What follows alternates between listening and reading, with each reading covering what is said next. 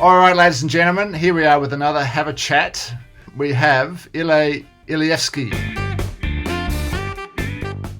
I think students should start building their understanding in maths rather than being given. And I will just support that with, like, for example, when we are doing a surface area of prisms or volume of prisms, many of them, the word prism is like a really big unknown. Yeah. So even though I can sounds like prism. It is exactly sounds like that, especially when I say it. Okay, so the thing is, when I use GeoGebra and when I ask them to actually create a prism, the way how you create prism in GeoGebra is you have to make a two-dimensional polygon, and then you just make it a prism. So it rises up.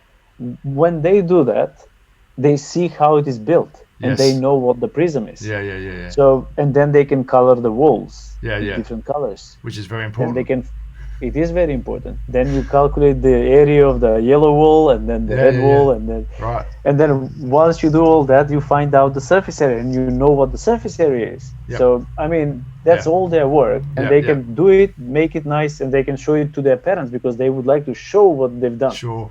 Do you have another file, like something that is especially, we talked about, you can create files that are, I mean, this is an extension of the way you want to teach, but is there another example of this is a unique file?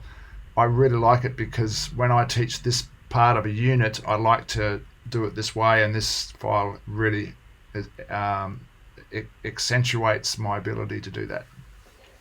Well, if you don't, that's all right. I'm just asking. No, I do. Like, for example, this is sharing in ratio. Oh, right. So this is what I learned in the basically in your course. Dynamic text was called, right? Yeah. I technically created a question: if a person A and person B share an amount in a ratio of 3:5, person A gets 36. How much does person B get? Really easy question. What I created over here is, like, I can change the parts. Yep. Like, for example, I can change this to 4, and then this will change to 4. I can change this to 7, and the other one will change to 7. I can change the amount here. Let's say the amount, where's the amount? Quantity person A, let's say 57, and this is going to become 57. And you see all these numbers will have length here. So the amount that the first person has is 57. I can show the animation sliders here. So the animation sliders will, the way how I'm teaching this is basically I need first to show how long is one part. If the person A has 4 parts, I physically show them that we are using division to split this line into 4 equal pieces, which makes sense. So once I move this slider once, twice, you see the trace of the dot is there, so I can see basically 4 equal parts, and then I can show how long is one of them, 14, 25.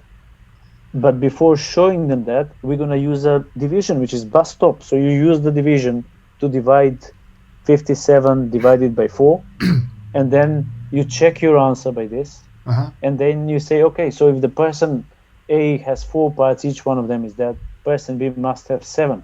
So which means that this line here will have 7 of those parts. So if I just do the parts, and then they are the same, and if I show the parallel lines, the reason why I'm showing the parallel lines, so they can see that basically this part and this part are exactly the same. Wow. So this is the building process for someone who would like visually to understand why are we dividing by a particular number, and why are we adding this many parts together to get to from one side to the other. I can send you a few of the different files which I created. I mean, this is for if you have a part amount. I have created one if you're splitting an amount into ratio. I'm just writing a little article which includes a story from my past, but where I used to.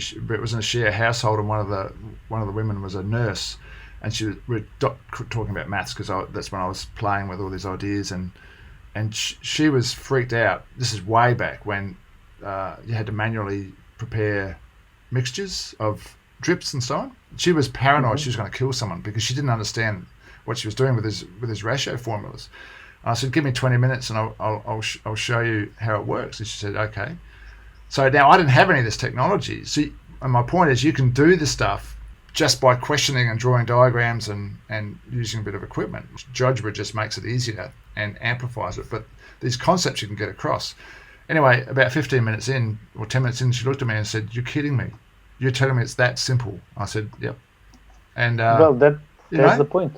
It's because I wasn't teaching her procedures. I was getting her to think, and her brain's interacting with the concepts, and then she gets it herself. And that's what a file like that does, doesn't it? It allows the kids to actually see and experience what's going on, and they go, "Oh, I get it now." Yeah. Yeah. So the thing is, once they see how this actually works, it is. I mean, it makes sense. I had that wow moment with my year 9s. I was teaching them how to do fraction of an amount. Very similar concept over there. Yeah. So you first have the length, and then you show them how you split it in this many sections, and then you basically show them how you find 3/5 for something. And they said, "Is it that simple?" I said, "What did you think it was?" But the thing, and this is what gets me, if I was to teach that from a procedures point of view, let me show you how to simplify fractions. Let me now show you the formula for finding a fraction of a whole. To me, it's simple, but the kids are going, "What?" And they're just replicating this thing off the board. They can't possibly understand what they're doing. Sorry, it's a soapbox of mine, Ile. Once I'm on it, it's hard to jump off. This is fractions of amounts. It's very similar concept. Like, for example, as I said earlier, I don't need to show anything here. So numerator or denominator amount can go from 1 to 1,000, I think. Yeah. And you see, the whole point is that they once you say, for example, the denominator of this fraction is 5.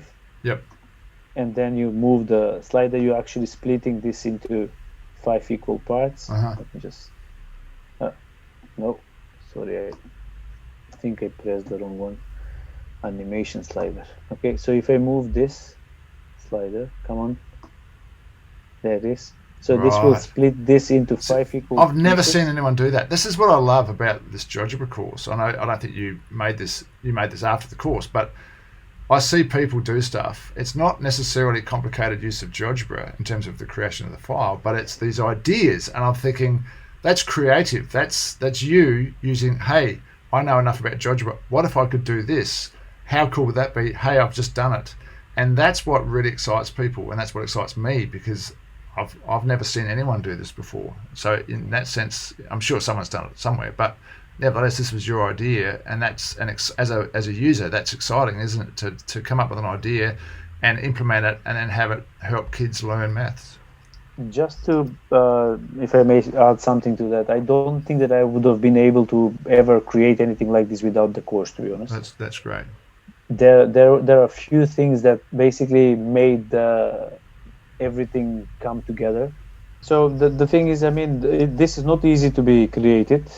Right. Maybe there are easier ways, which I don't know. I mean, I was using everything I knew about this, I made it work, and I like the way it works simply because I want to look and be super simple. Yeah. And you see, once they do this, I just wanted to show you how it fully works, so I can show the size of one part, which is after the division they've done. Then, for example, if the numerator goes, I want 2 pieces like this, and if I then show the solution, you see it takes 2 pieces of that and brings it down there, and this is your full answer, because this is 2/5, and so on and so on. I mean, the possibilities here are endless, I'm really happy that I started GeoGebra. I have a couple of ideas.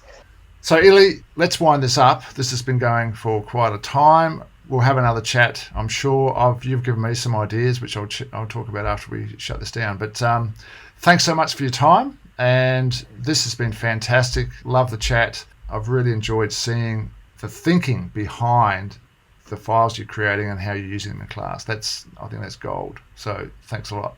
Well, thank you very much for inviting me, first of all. I hope that I didn't overwhelm you with my own thinking all the time. No, it's fantastic. I'm looking forward to talk to you again. Okay. Thanks. Cheers.